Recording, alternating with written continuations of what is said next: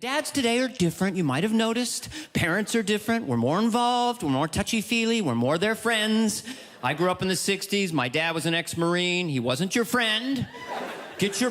Move your butt out of the damn car now. Right? Today's dad, at the park, you've seen him with the toddler.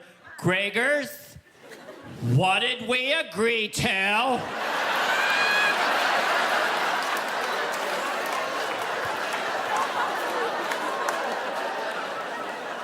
Let's use our inside voices. Let's use our inside voices. What happened to shut the up?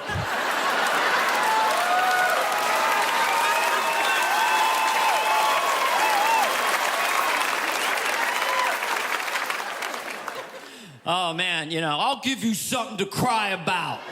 That was my dad. I'll give you... Now it's like, Gregers, I feel your owie.